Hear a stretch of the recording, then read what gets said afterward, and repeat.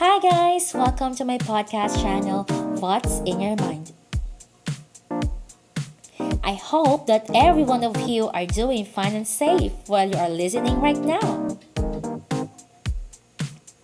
Today, it marks the first episode of this podcast, and I am so excited to share a lot of things and a lot of answers to the questions that are now running inside your mind. And before we go through, I would like first to introduce myself to you. My name is Jonalyn. My friends call me Jo, and my family calls me, of course, something embarrassing. I am a 90s baby, kaya hi sa mga batang 90s dyan. So what I do right now is I am a teacher, I am a psychometrician, and of course, a life coach. I graduated BS Psychology many years from now, so no need to know my age. Basta I think it's enough for you to know na batang 90s ako. Anyway, currently I am studying Masters of Arts in Clinical Psychology sa isang university dito lang malapit sa amin. Alright, so I guess that's enough information you need to know about me. So the next thing that I also want to share to you guys are the reasons why I created this podcast channel. As what you have heard from me seconds ago, I really have the heart and passion to talk about what's going on in an individual's mind. Not of course na para makausisa ka sa buhay ng isang tao, but I really want to help them fix or to just clarify what troubles them. Because I love talking about thoughts. Not just opinions, but talking about what is going on in someone's mind. I want to know what is going on in the past in someone's mind. Kaya I really want to use this platform to share and to just talk about what are the things that are mostly troubling us. Masarap kayang pag-usapan ng thoughts because, through this, we can earn a lot of things. A lot of unexpected answers can actually be brought up when we talk about the questions in our minds. Also, and most importantly, the reason why I am here right now is because I really wanted to help other people. Lalo na yung mga taong hindi masyadong nakikita or napapansin ng community. Matagal ko na din tong actually pinag-isipan, knowing na I don't have a background in broadcasting, mass communication, or sa mga ganitong fields. But you know what I saw? Why do I need to do this? I saw a need. I saw what people needs right now. Hindi lang kasi vaccine and ayuda ang kailangan natin in this time of crisis. But we need to talk about and to take care to what is mostly compromised ng culture natin dito sa Pilipinas.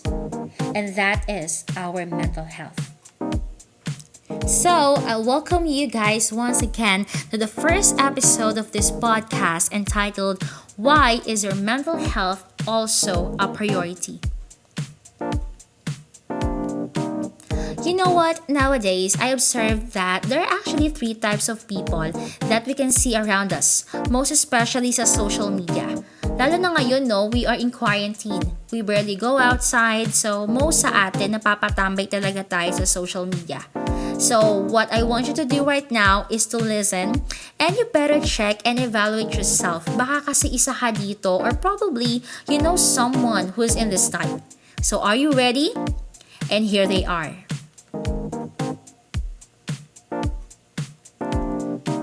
So the first that I'm going to talk about are those people who hide their true emotional or mental state through showing to other people that they are fine, but in reality, they are not. In short, sila yung mga taong mukhang okay pero hindi. They spend their time na magbabad almost a whole day sa social media or di naman kaya matulog ng buong araw kahit hindi naman sila puyat or hindi naman sila pagod because they believe that those activities can temporarily remove what they feel. They believe kasi na while they are doing that, it might probably help them na makatakas sa totoong nararanasan nila. They feel that the real world is not ready to hear something from them. So what they do is they create their own world and they isolate themselves. They know na they are not fine, but they're hiding it anyway. Alam nyo yung psychology, suppressing what you really feel, suppressing your experiences, most especially kung ito ay mga negative emotions, state, and experiences, it will not be healthy for you. So the second one are those who are expressive naman to what they feel. Sabi nga nila, what they feel is what they say. Sounds good, right? Yes, but actually not all the time.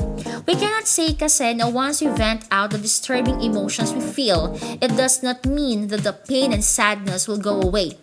It might be a therapeutic method for them, but guys, I wanna let you know that it is not enough.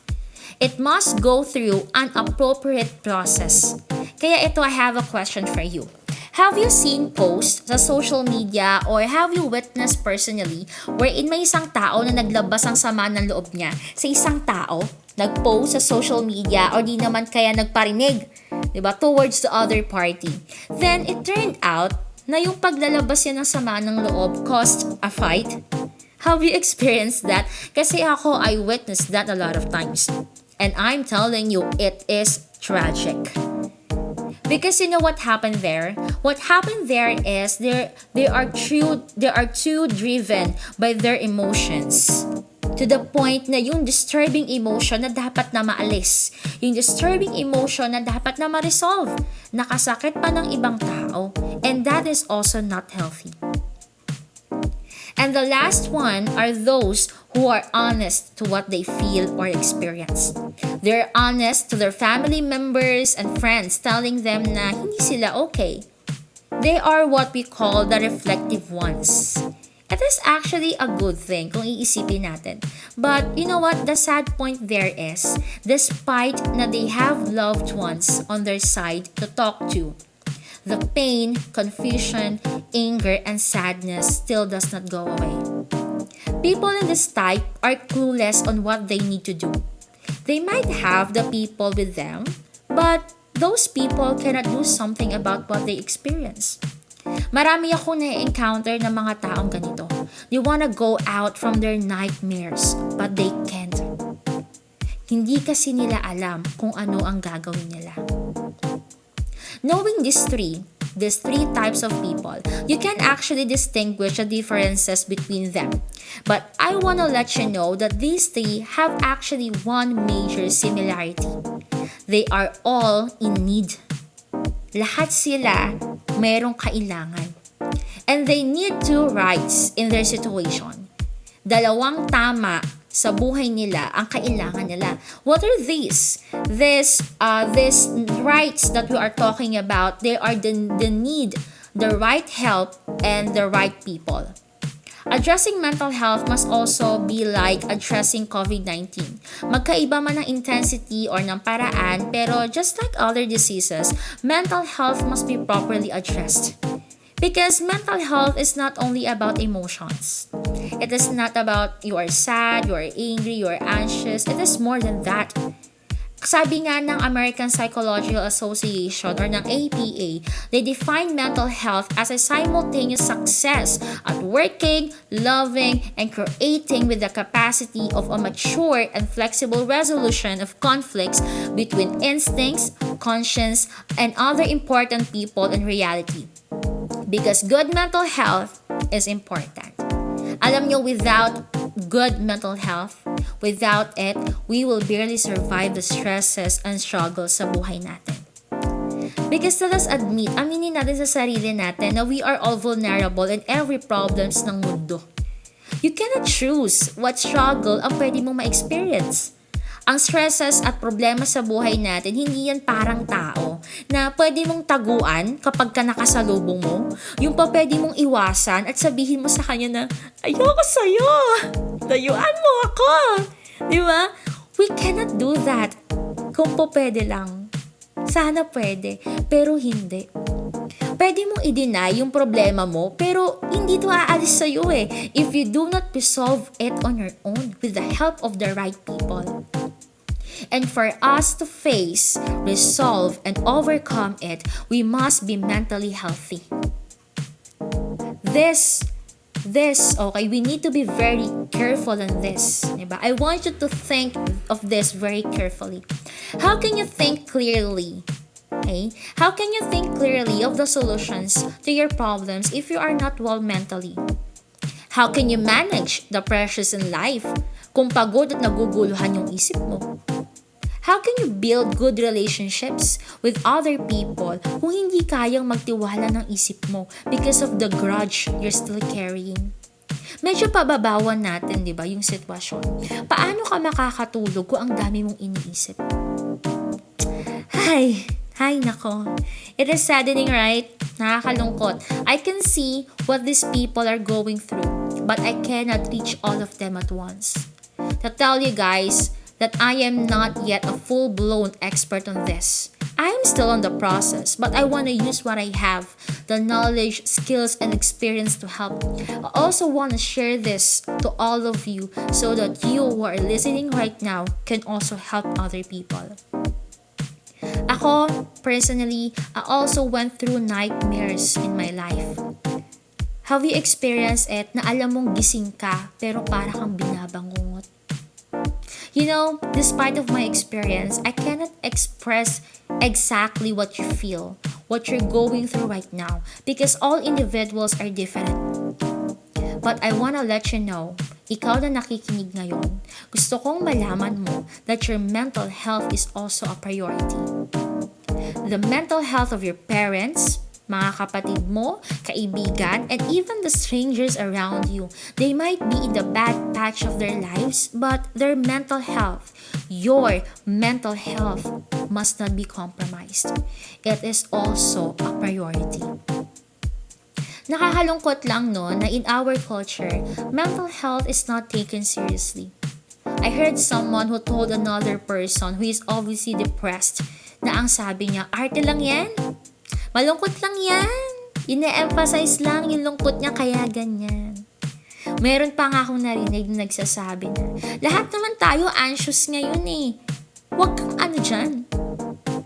Hearing those statements from other people, sadly, those statements coming from our friends, from our family members, nakakalungkot. Kaya marami sa atin, takot magsabi kasi takot mahusgahan. Kaya alam nyo marami sa atin na ilang taon nang nagtitiis sa mental problem na meron siya kasi baka masabihan na sisiraan na ng ulo. Or worse, baka baliwalain lang. I want this to emphasize on you that your mental health is important. It is a serious matter na kailangang pag-usapan at i-address. Your mental health is a determinant kasi. Why your mental health is important? Why is it a priority? Because it is a determinant on how you will overcome the problems in your life. As what I have said earlier, hindi mo kayang umiwas sa problema. You cannot choose your battles. You cannot choose your problems. So what you need to do is you need to be strong to endure and overcome those problems. Ma-overcome mo yung mga problema na yun if you have a strong and good mental health. So this podcast aims to bring clarity to what your mind is thinking about. In the future episodes, we will talk about on how we will take care of our mental health, how we would be able to cope with the stresses in life, and many more. So, I hope you guys that you have learned something new and interesting today. So once again, this is What's on Your Mind podcast, and I can't wait for the next episode. Thank you guys. Have a nice day everyone, and choose to see what's good around you.